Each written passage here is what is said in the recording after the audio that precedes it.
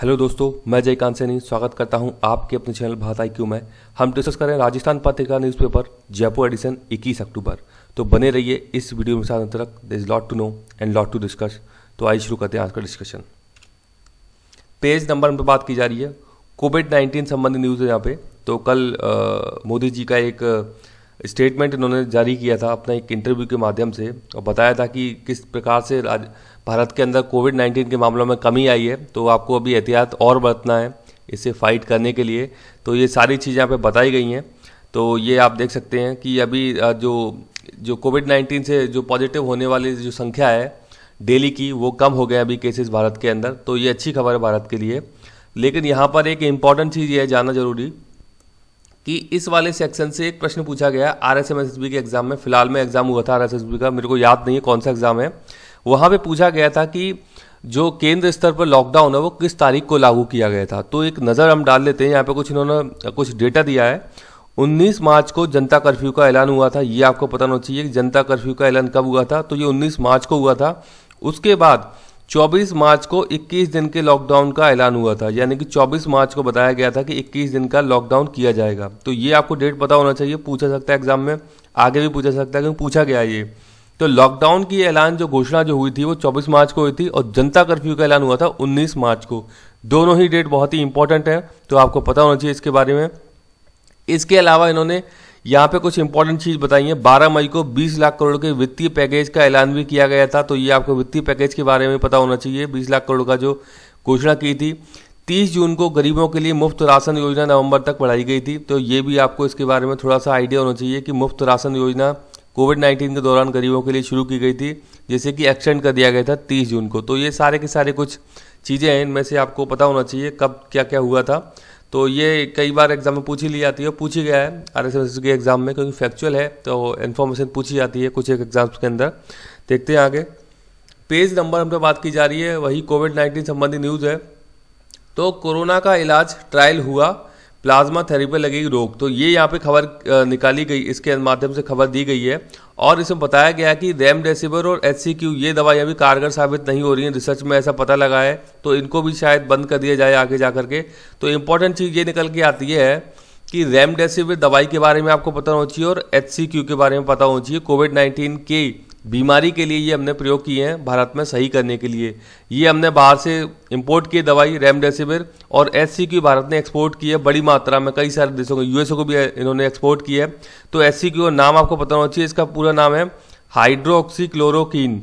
तो इसका नाम है HCQ का, ये आपको पता होना चाहिए कि भारत ने कई सारे देशों को एक्सपोर्ट किया था, मानवता के नाते एक्सपोर्ट किया था इतना सारा बड़ी मात्रा में, क्योंकि दुनिया भर में से लोग प्रभावित थे कोविड-19 के कारण। तो दोनों के दोनों नाम आपको पता होना चाहिए, रेमडेसिविर और HCQ। अब मैं आपको एक चीज़ बोलना चाहूँगा कि आई बटन पे क्लिक करके आप एक वीडियो देख लीजिएगा, मैंने यहाँ पे बनाई हुई डेडिकेटेड वीडियो है कोविड-19 को लेकर के। बहुत सारे इंपॉर्टेंट फैक्ट मैंने कवर किए हैं, मेरी पहली वीडियो है वो। तो आप आई बटन पे क्लिक करके देख लीजिएगा। कई सारे फैक्ट मैंने बताए कोविड-19 को लेकर के, उसमें कैसे क्या क्या चीज़ें हुई हैं, क्या क्या घटनाक्रम है, बहुत सारी इंपॉर्टेंट जानकारी आपको वहाँ पर मिलेंगी। देखते हैं आगे। पेज नंबर 3 पे बात की जा रही है, इंपॉर्टेंट है, आराम से सुनिएगा, समझ में आएगा आपके। तो सबसे पहले मेरा आपसे यहाँ पे प्रश्न है कि एस्ट्रॉइड जो होता है, एस्ट्रॉइड उसकी कॉम्पोजिशन क्या होती है, यानी किससे मिलकर एस्ट्रॉइड बनता है, ये मेरे को कमेंट बॉक्स में कमेंट करके बताइए। अब देखते हैं कि क्या इसमें चल रहा है घटनाक्रम। तो ये बात की जा रही है, एक स्पेस क्राफ्ट है नासा का, पृथ्वी के नज़दीक चक्कर लगा रहा है बेनू। ये न्यूज़ यहाँ पे कवर की गई है। तो बेनू तो यहाँ पर एक क्या है, एस्ट्रॉइड है, और स्पेस क्राफ्ट है नासा का, स्पेस क्राफ्ट जो भेजते हैं अपन अर्थ से, राइट। बेनू एस्ट्रॉइड है जो कि चक्कर लगा रहा है पृथ्वी के पास में अभी ये। तो यहाँ बता रहे हैं बुधवार तड़के बेनू एस्ट्रॉइड पर उतरेगा नासा का स्पेस क्राफ्ट। यानी कि बेनू जो एस्ट्रॉइड है वहाँ पर जो नासा का एक स्पेस क्राफ्ट उन्होंने भेजा हुआ है वो उतरेगा बुधवार को। तो ये इन्होंने बात बताई है, सुबह उतरेगा वो। तो ये कुछ यहाँ पे चीज़ें बताई हैं, इससे संबंधित हम देख लेते हैं कुछ इंपॉर्टेंट फैक्ट। तो अमेरिकी एजेंसी है नासा, ये आपको पता होना चाहिए। इसका जो स्पेस क्राफ्ट है उसका नाम है, ये नाम याद रखिएगा, ओसिरिस रेक्स। ओसिरिस रेक्स इस स्पेस क्राफ्ट का नाम है जो मैं आपको बता रहा हूँ। अब ये क्या करेगा, बेनू एस्ट्रॉइड पर ये लैंड करेगा।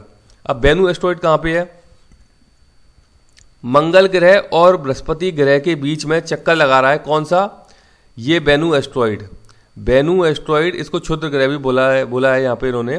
तो बेनू जो एस्ट्रॉइड है वो मंगल ग्रह और बृहस्पति ग्रह के बीच में चक्कर लगा रहा है। यहाँ पे उतरेगा अमेरिका एजेंसी नासा का स्पेस क्राफ्ट जिसका नाम है ओसिरिस रेक्स। यहाँ तक बात क्लियर। अब क्या बात चल रही है आगे, करने क्या जा रहा है ये, यहाँ से मिट्टी के नमूने प्राप्त करेगा। ये कहाँ से, यानी कि एस्ट्रॉइड जो है बेनू, वहाँ से ये मिट्टी के नमूने लेगा, क्योंकि बेनू की जो उम्र बताई गई है वो 4.5 बिलियन वर्ष बताई गई, काफ़ी पुराना है। इसका मतलब ये है कि जब सोलर सिस्टम बना था उस समय का है बेनू। तो ये क्या काम करेगा, यहाँ बताया गया है बेनू टाइम कैप्सूल है। किसके लिए टाइम कैप्सूल बोला गया है, ये टाइम कैप्सूल इसलिए बोला गया है कि बेनू से यदि हम मिट्टी और इस प्रकार के सैंपल्स लेकर जब ये स्पेस क्राफ्ट नीचे धरती पे आएगा तो हम रिसर्च करके पता लगाएंगे कि अर्थ का कितना रिलेवेंस है बेनू से संबंधी, क्योंकि अर्थ भी इसी टाइम की बनी हुई है। मतलब पृथ्वी का जो निर्माण है वो करीबन 4 बिलियन वर्ष पहले ही हुआ था।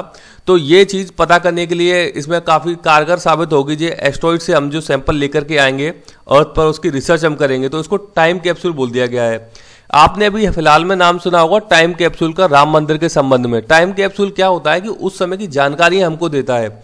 मतलब कि आज हम बैठे हैं और हम 2000 साल पहले की जानकारी यदि प्राप्त कर रहे हैं किसी चीज़ से, किसी ने लिख के कोई डॉक्यूमेंट रख दिया है या कोई चित्रकारी कर दी है, तो एक तरीके से टाइम कैप्सूल बोला जाता है।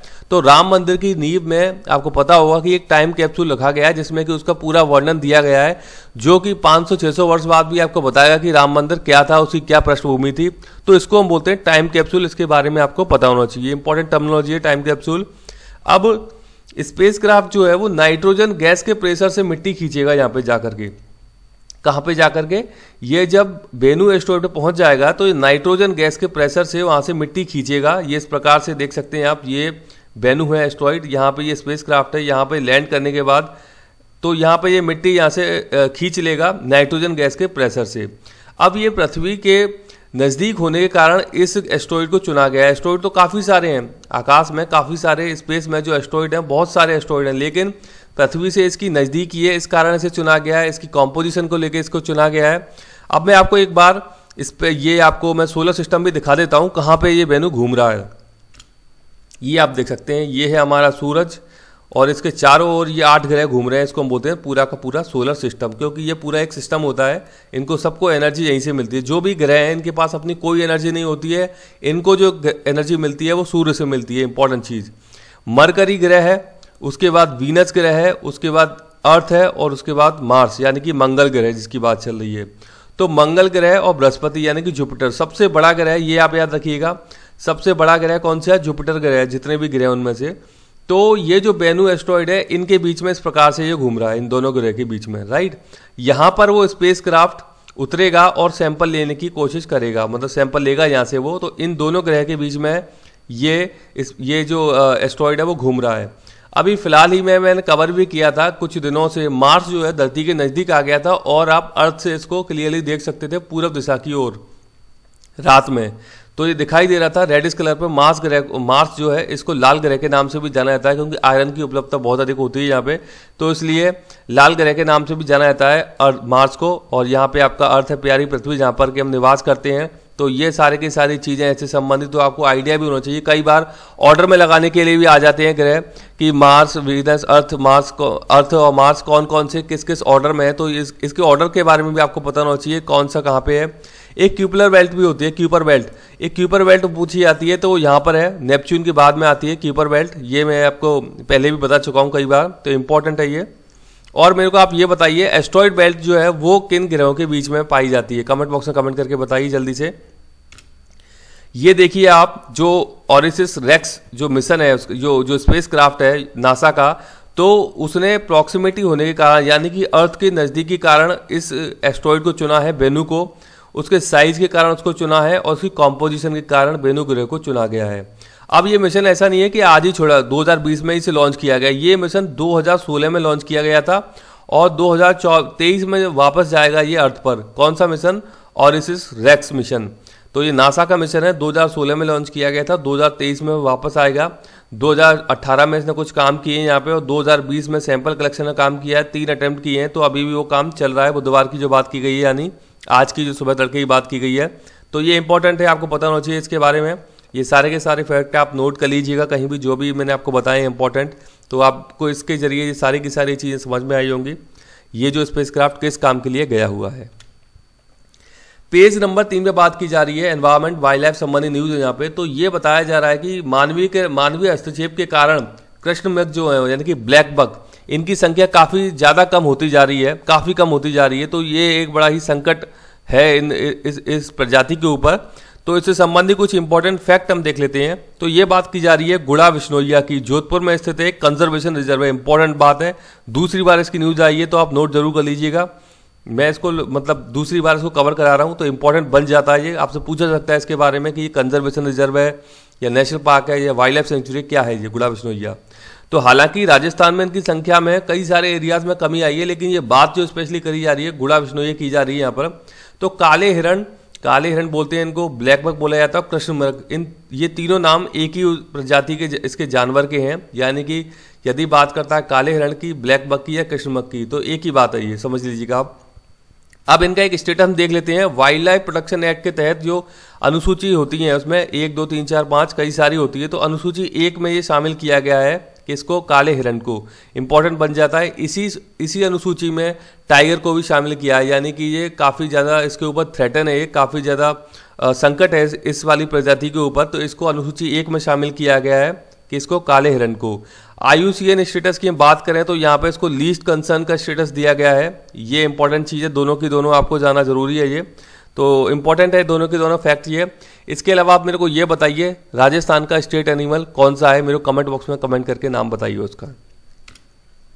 पेज नंबर 5 से बात की जा रही है, ये मुकंदा हिल्स टाइगर रिजर्व संबंधी न्यूज है। ये बार बार मुकंदा हिल्स न्यूज में आता रहता है। यहाँ पे बात की जा रही है बाघ MT1 की तलाश जारी है। तो ये भी पता नहीं कहाँ इनसे गुम हो गया है, ये अभी इसकी कोई खोज जारी है, मिल नहीं पा रहा है इनको। ये MT का मतलब है मुकंदा हिल्स टाइगर रिजर्व, MT। तो इसका शॉर्ट फॉर्म में आप समझ जाइए, MT की बात चल रही है तो मुकंदा हिल्स टाइगर रिजर्व की बात चल रही है।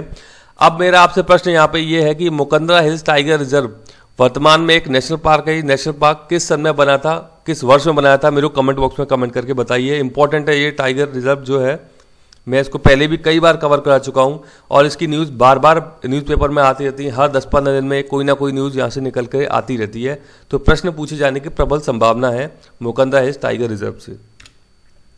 पेज नंबर 6 पे बात की जा रही है, एडिटोरियल है ये आबा सिंह जी का, ये सुप्रीम कोर्ट में एक लॉयर भी हैं। तो यहाँ पे इंपॉर्टेंट बात की जा रही है, महिलाओं को जो वेतन को लेकर, सैलरी को लेकर, उनके पारिश्रमिक को लेकर के डिस्क्रिमिनेशन रहता है, मतलब कि उनको बराबर का समान वेतन नहीं मिल पाता है पुरुषों के मुकाबले। तो उससे संबंधी कुछ हम इंपॉर्टेंट फैक्ट देख लेते हैं। भारतीय जो संविधान है उसका एक अनुच्छेद है, अनुच्छेद 14, जो बात करता है कि धर्म, जाति, लिंग और किसी वंश, किसी क्षेत्र, ये इन सब के आधार पर आप भेदभाव नहीं करेंगे किसी के भी साथ में। तो यहाँ पर जो समान वेतन नहीं दिया जाता है महिलाओं को, तो एक प्रकार से अनुच्छेद 14 का उल्लंघन होता है ये, कि महिलाओं को आप कम वेतन दे रहे हो। तो ये आप थोड़े से फैक्ट आप देख लीजिएगा। अनुच्छेद 14 में ये बात की गई है कि सभी लोग जो हैं वो कानून के समक्ष समान हैं और कानून का सभी को समान संरक्षण भी मिलता है। ये सारी की सारी बात इसमें है अनुच्छेद 14 में, और इसमें किसी के साथ कोई भी भेदभाव नहीं होगा, मतलब सभी लोग समान है कानून के सामने।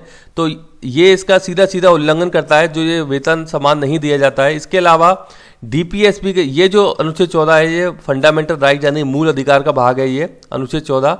इसके अलावा जो हमारे नीति निर्देशक तत्व हैं DPSP हम बोलते हैं 39D जो है वो बात करता है समान कार्य के लिए समान वेतन की बात करता है, यानी कि महिला और पुरुषों को बराबर का वेतन मिलना चाहिए, ये भी यहाँ पे बात करता है और फंडामेंटल राइट भी है, राइट।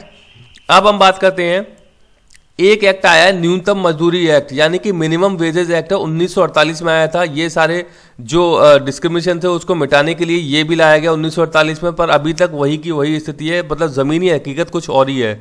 इसके अलावा एक समान पारिश्रमिक एक्ट 1976 में लाया गया था, जिससे कि सभी को काम करने वाले जो लोग हैं उनको बराबर का वेतन दिया जा सके, लेकिन ये भी अभी जो इसके ग्राउंड इम्प्लीमेंटेशन है वो अभी तक नहीं हो पाए हैं। स्थिति मतलब जस की तस बनी हुई है, महिलाओं को कम वेतन आज भी मिलता है। भारत में महिलाओं को वेतन समान नहीं दिया जाता है, बड़ी ही बुरी स्थिति है ये महिलाओं को लेकर के। हम जेंडर इक्वलिटी की बात करते हैं और वुमेन एम्पावरमेंट की बात करते हैं, लेकिन इस प्रकार से उनको वेतन समान नहीं दिया जाना एक प्रकार का एक बहुत बड़ा भेदभाव है ये। ILO भी इस बात को कह चुका है कि भारत में इस प्रकार से भेदभाव किया जाता है महिलाओं के साथ में। आप मेरे को कमेंट बॉक्स में बताइए ILO का हेडक्वार्टर कहाँ पर है और ये किस सन में बना था ILO। तो ये इंपॉर्टेंट है, सारे के सारे फैक्ट आप नोट कर लीजिएगा। ये दोनों ही एक्ट बहुत ही इंपॉर्टेंट है, पूछे जा सकते हैं एग्जाम के अंदर। पॉलिटी से संबंधी फैक्ट हैं सारे के सारे। देखते हैं आगे कुछ और इंपॉर्टेंट चीज़ें। तो ये आप देखिए equal pay for equal work, ये एक मीटर है यहाँ पे, ये देखिए बराबर इनको बता रखा है महिला और पुरुष को कि इनको बराबर वेतन मिलना चाहिए। इसके अलावा सस्टेनेबल डेवलपमेंट गोल है हमारे UN के, जो 17 गोल हैं उनमें से 5वां गोल है जेंडर इक्विटी की बात करता है। यदि हम इस प्रकार से समान वेतन नहीं दे पाएंगे तो जेंडर इक्विटी की बात तो बहुत दूर की है। तो हमको ये गोल यदि अटेम्प्ट करना है, प्राप्त करना है, तो जेंडर इक्विटी तो लानी पड़ेगी। अब इसमें क्या क्या गोल है आप इंपॉर्टेंट याद रखिएगा। सबसे पहला गोल है नो पॉवर्टी, यानी कि गरीबी को मिटाना है हमको। यदि हम गरीबी मिटाएंगे तो हमारी जो भूख है उसको भी हम भरपूर ले पाएंगे। यदि हम पे पैसा होगा तो अच्छा न्यूट्रियस खाना खा पाएंगे, हम अच्छी हेल्थ रख पाएंगे हम। तो ये हम अपनी मतलब जो भूख है उसको भी कम कर पाएंगे यदि हमारी गरीबी कम होगी। यदि हम भूख को कम कर पाएंगे, पैसा होगा, तो हम अपनी हेल्थ भी अच्छी रख पाएंगे। इसकी वजह से अच्छा खाना खाएंगे, न्यूट्रियस खाना खाएंगे हम। और उसके बाद हम फिर अच्छी क्वालिटी एजुकेशन भी ले पाएंगे हम। यदि हमारे पास पैसा होगा उसके बाद हम सबसे पहले हम अपनी भूख को मिटाएंगे, उसके बाद अपनी हेल्थ को बढ़िया करेंगे, उसके बाद हम एक अच्छी एजुकेशन लेंगे। अच्छी एजुकेशन लेने के बाद एक दिमाग होगा अच्छा जो कि बेहतर तरीके से सोच सकेगा, तो हम जेंडर इक्विटी को भी अटेन कर पाएंगे कि मानव की स्त्री और पुरुष में कोई भेदभाव नहीं है। तो 5 गोल इस प्रकार से अब लाइन से जरूर याद रखिएगा। पहले भी बता चुका हूं आपको, यदि आप कोई भी सब्जेक्टिव टाइप एग्जाम में अपना आंसर राइट करते हैं तो वहां पे इंपॉर्टेंट बन जाता है। यदि आप ये मार्क डाल के कि नंबर 1 पे ये बोला गया है इसके बारे में सस्टेनेबल डेवलपमेंट गोल में, तो आपका आंसर एक बेहतरीन आंसर होगा, आपको बहुत अच्छे मार्क्स भी मिलेंगे। तो आप याद रखिएगा, ये इंपॉर्टेंट है। और भी आप 17 के 17 गोल याद रखिएगा, बहुत ही अच्छे हैं। तो आप कहीं भी इसका आंसर कोड जब करते हैं तो बहुत ही अच्छा आपका आंसर हो जाता है। ये एक न्यूज है यहाँ पे, कोरोना वायरस को मात देने के लिए शॉल में उपासना। तो ये किसकी उपासना है? यहाँ पे यहूदियों की बात चल रही है, इजराइल की। तो यहूदियों से संबंधित इंपॉर्टेंट प्रश्न पूछा जाता है कि यहूदियों के जो पूजा घर होते हैं उसको बोला गया है सिनेगॉग। सिनेगॉग बोला जाता है। कई बार इंग्लिश लैंग्वेज के एग्जाम में पूछा जाता है कि सिनेगॉग क्या होता है। सिनेगॉग जो होता है वो यहूदी यानी कि ज्यूज जो होती है, ज्यूज कम्युनिटी इजराइल के अंदर जो है, उनके जो पूजा घर होते हैं उनको बोला जाता है सिनेगॉग। जैसे कि क्रिश्चियंस जो होते हैं उनके भी होते हैं, जैसे कि हिंदू से उनके टेंपल होते हैं, मंदिर जो होते हैं उनको बोला जाता है। तो इसी प्रकार से जो क्रिश्चियन जो ज्यूज जो होते हैं तो उनके पूजा घर को सिनेगॉग बोला जाता है। ये आप याद रखिएगा यहाँ से। तो ये एक बड़ी अच्छी मेरे को तस्वीर लगी, मैंने इसलिए यहाँ पे इसको लिया है। आप याद रखिएगा सिनेगॉग का किससे संबंध है, तो ये पूजा घर है यहूदियों के, इंपॉर्टेंट है। पेज नंबर 8 में बात की जा रही है धौलपुर संबंधी एक न्यूज है। यहाँ पे ये बात की जा रही है निहाल टावर की। तो निहाल टावर पूछा सकता है एग्जाम के अंदर आर्ट एंड कल्चर में। तो निहाल टावर या इसे घंटाघर भी कहा जाता है, ये धौलपुर में स्थित है, सिटी में स्थित है ये।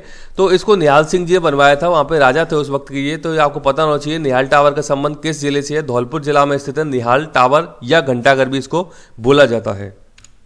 पेज नंबर 9 पे बात की जा रही है। ये क्या बात की जा रही है कि लॉजिस्टिक पार्क बनाया जा रहा है बहुत बड़ा एक असम के अंदर। तो इसका भी शिलान्यास अभी किया गया है। तो जो लॉजिस्टिक पार्क है ये असम में बनाया जा रहा है। इसकी खास बात क्या है कि ये रेल, रोड, जल और वायु से कनेक्टेड रहेगा। ये एक ऐसा एकमात्र लॉजिस्टिक पार्क होगा जो कि रेल से, रोड से, वाटर से और एयर यानी कि हवाई जहाज से कनेक्टेड रहेगा। एकमात्र ऐसा ये पार्क है। तो हमारी जो कनेक्टिविटी है बहुत ज़्यादा फास्ट हो जाएगी, इसीलिए ये इंपॉर्टेंट बन जाता है। तो आपको इसके बारे में पता होना चाहिए। हमारी जो सर्विस कनेक्टिविटी है बहुत ही शानदार हो जाएगी इससे। इस प्रकार के जो पार्क डेवलप किए जाएंगे आगे भी।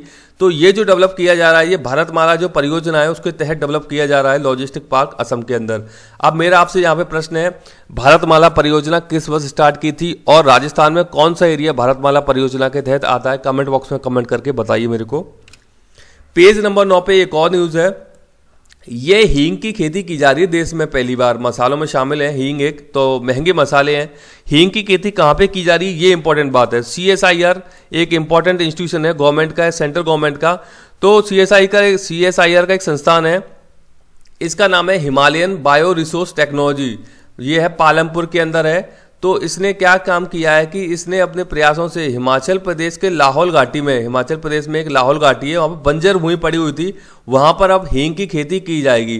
तो इसके लिए बीज भी यही लोग प्रोवाइड कराएंगे, जो संस्थान है ये बीज प्रोवाइड कराएंगे। तो हींग की खेती वहाँ पे की जाएगी बंजर भूमि पे लाहौल घाटी में। तो अच्छी खबर है ये, इससे प्रोडक्शन बढ़ेगा और हींग का बहुत अच्छा उत्पादन भी हो सकेगा भारत के अंदर।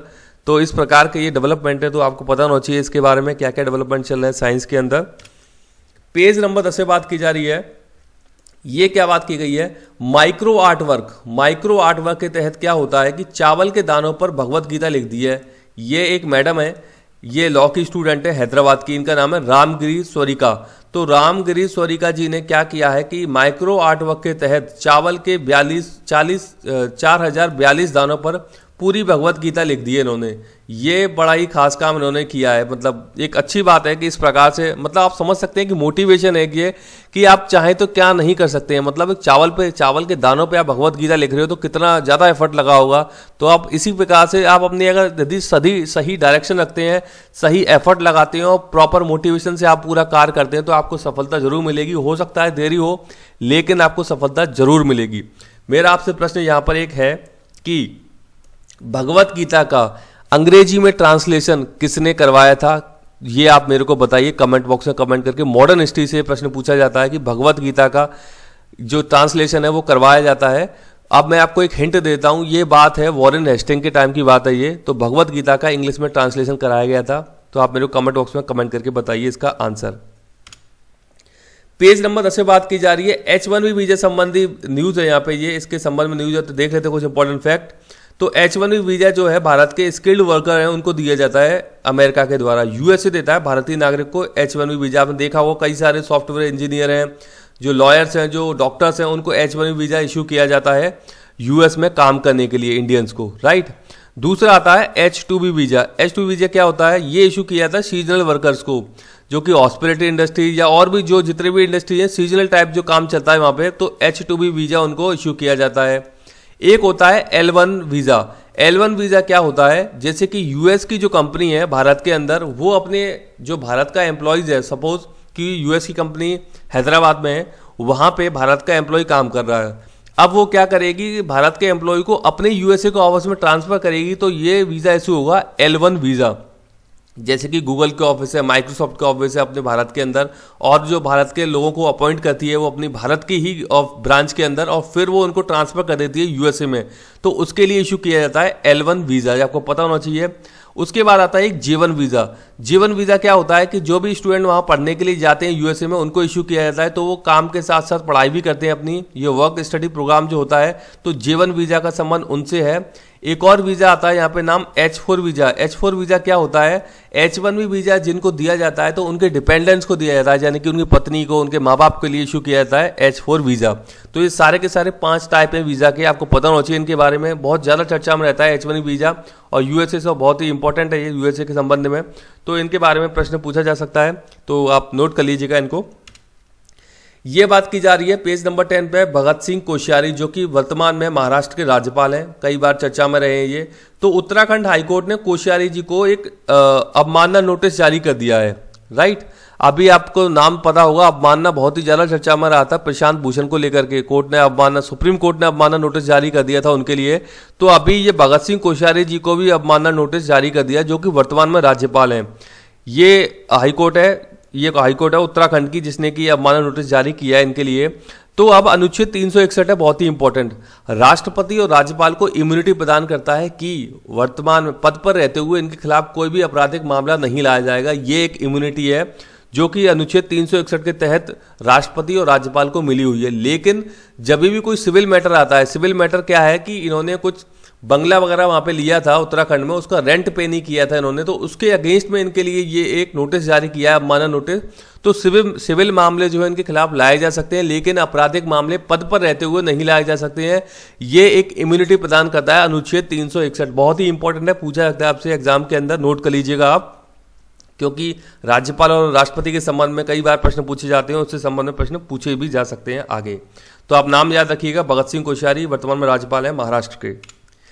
पेज नंबर 10 से बात की जा रही है, ये बात की जा रही है वायुसेना की पहली महिला अधिकारी है एक, इनका नाम है डॉक्टर विजय लक्ष्मी रमानन। तो इनका अभी निधन हो गया है, तो आपको पता होना चाहिए इनके बारे में। वायुसेना की पहली महिला अधिकारी है डॉक्टर विजय लक्ष्मी रमानन। इंपॉर्टेंट पर्सनैलिटी बन जाती है, क्योंकि पहली है इसलिए महिला की जब बात आ रही है तो इंपॉर्टेंट न्यूज़ बन जाती है। तो आई होप कि आपको वीडियो अच्छा लगा होगा। वीडियो अच्छा लगा है तो ज़्यादा से लाइक करें, शेयर करें, सब्सक्राइब करें, ताकि और भी लोग इस वीडियो का फायदा उठा सकें। और अपने फ्रेंड्स को जो भी इस प्रकार की तैयारियां कर रहे हैं, आप उनको भी वीडियो शेयर कर सकते हैं। यदि आप कोई सुझाव देना चाहते हैं मुझे कमेंट बॉक्स में भेज सकते हैं। इसी के साथ धन्यवाद।